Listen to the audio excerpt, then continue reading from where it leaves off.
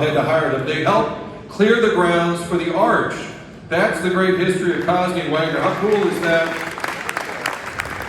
And to honor his good friend, Rich Wagner, we welcome a great St. Mary's alum here tonight, Don Kozeny.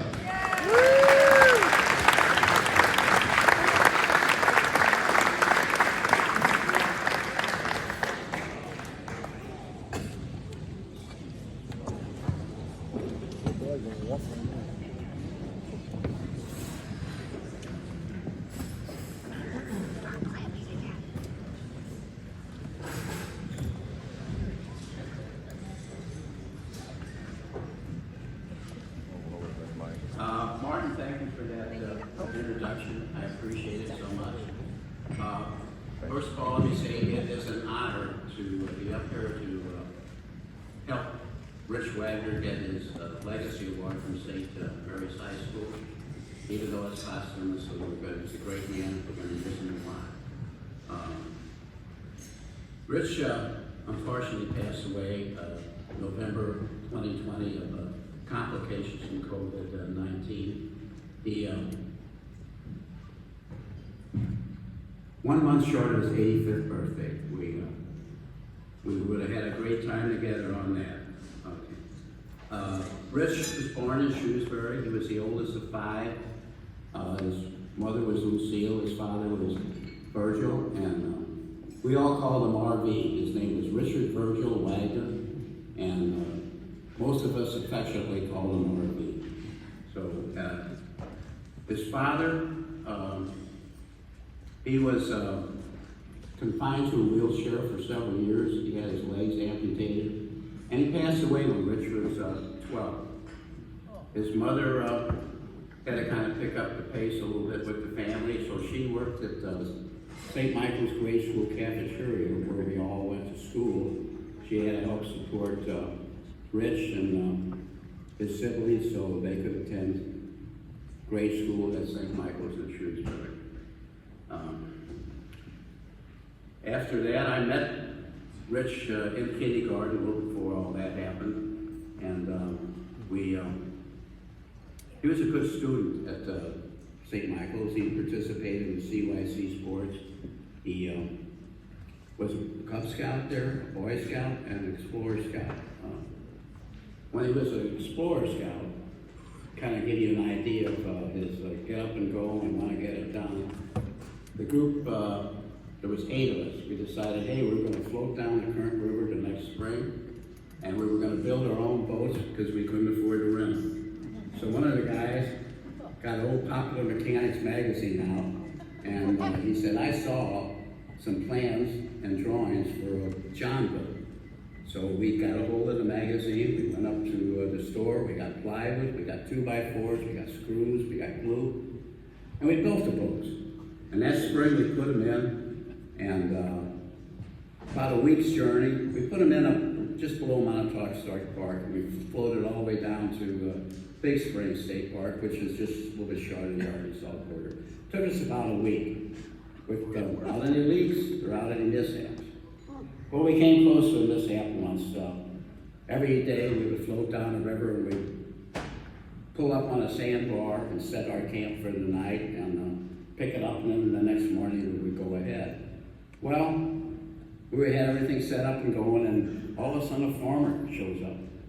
Said, hey, boys, he says, I got some bad news for you. He said, it's raining real bad upstream, and it's going to be here in an hour, and this sandbar ain't going to be here anymore. You better pick up that tents and get them up top the hill. So we believed him. We ran everything up there, and sure enough, about 2 hours later, it came gushing through there, and that sandbar was gone. So we were really fortunate that we did not have a mishap that way. So Rich graduates from St. Michael's in '49. And comes down and enrolls in St. Mary's in the fall of '49. Just a couple years, 1 or 2 years after it changed names from Southside Catholic. So we were one of the first classes that was here after it was named Southside Catholic. We went to St. Mary's, but we lived in Shrewsbury. It was difficult to get down here. There was no bus service from Shrewsbury into the city. And back then, the mother stayed at home with the children, and the fathers worked, and if they had a car, that was it. So we were on our own to get down to St. Mary's, so the only way we could get down there, without walking that is, was to hitchhike. You're not supposed to do that these days, but back then, it wasn't the problem it was now. So we did hitchhike. We hitchhiked into Lansdowne and Jameson, where we caught the McCulls and Delore bus, which dumped us out right down here at Grand and Delore. So that solved our problem for that. Rich comes out, and also he needs some help with his costs for schooling down here. So he worked out a deal with the brothers that he would work in the cafeteria. Now, I say worked out the deal with, back then we had all brothers. I don't know if we had any at all now. But back then we did. So he worked out a deal. He would help defray the costs of coming to St. Mary's by working in the cafeteria. So Rich, in addition to working in the cafeterias, he got on the honor roll. He worked in some arts program. He participated in sports, track, boxing. Back in the day, St. Mary's had boxing. It was an intramural sport. And the professional trainers would come up from South Broadway Athletic Club and train us. We had to train for 6 weeks before they let us in the ring and fight. And let's say that a lot of grudges were settled in the ring. But so it was a exciting time we were going there. Well, we were kind of poor, but we didn't know it. So it was pretty good. So after graduation from 53, graduated in 53, Rich catches on with a construction company as a laborer. Sort of at the very entry level in the construction industry. And then he kind of works his way up to a cement finisher. And then after he's a cement finisher for a while, he says, hey, I can do this just as good as these guys. So he starts his own company, R.V. Wagner Inc., which is a concrete company, and his son Dan now owns the company and runs it. And so that was a pretty good move for Rich to get up like that. He also was a part owner in the Pella window franchise deal for St. Louis. I'm sure you all heard of Pella windows. And he also was an investor in several other enterprises. He was always somebody that would give money to charitable causes, worthwhile charges. Charities, religious, athletic, business.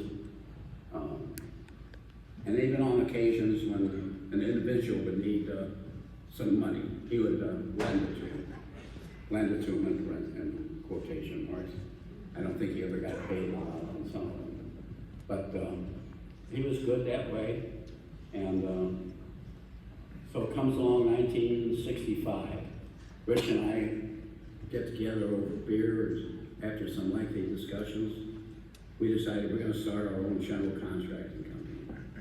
And as mentioned, we each put up $500. That's where we got our 1,000. And we said we wouldn't take any salary until we were profitable.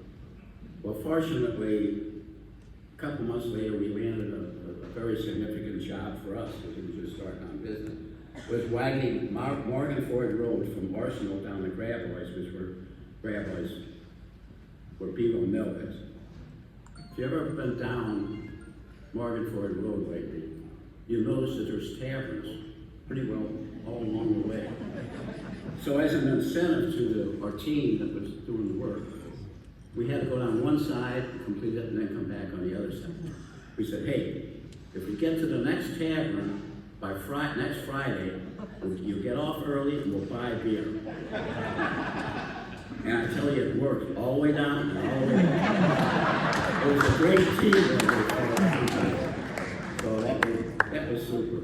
And so that was just a couple little sidelines on Rich's life. He was a great man. And he, despite not having a college education, a traditional college education, he worked his way up, became a very successful businessman.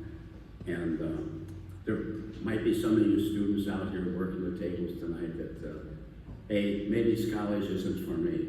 But really, there's other avenues if you don't think college is the way to go. And I think Rich would be very happy.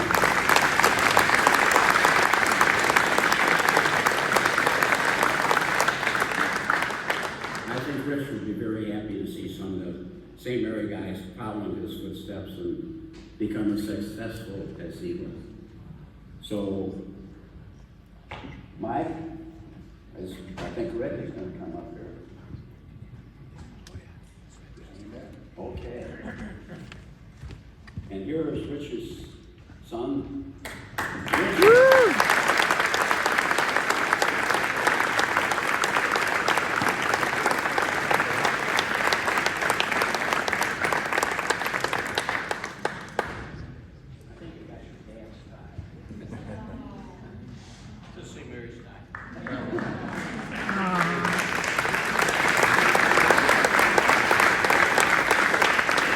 First of all, I'd like to thank you all for being here. Don, thanks for the stories. There we are. They changed a little bit, you know, from him to your stories. He was always like Superman. But one thing my dad had in life was passion. One thing he was passionate about was St. Mary's. We got a courtyard named after him, and with other, you know, benefactors like Bill Schicker, Don, and many others. It's a great success here. It's a diamond. Thank you very much.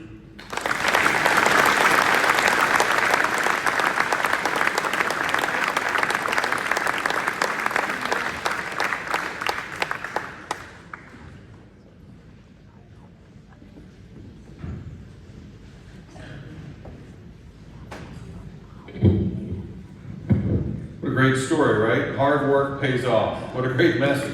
Shocking. 2022, you work hard, it might work out. I hadn't heard the word hitchhiking in a long time. The kids now, they've got the Uber app. I mean, we used to have our thumb, okay? I would sit at the Parkmore High School and wait 2 hours for my mom to pick me up after basketball practice. Our kids now are like, well, what did you do? You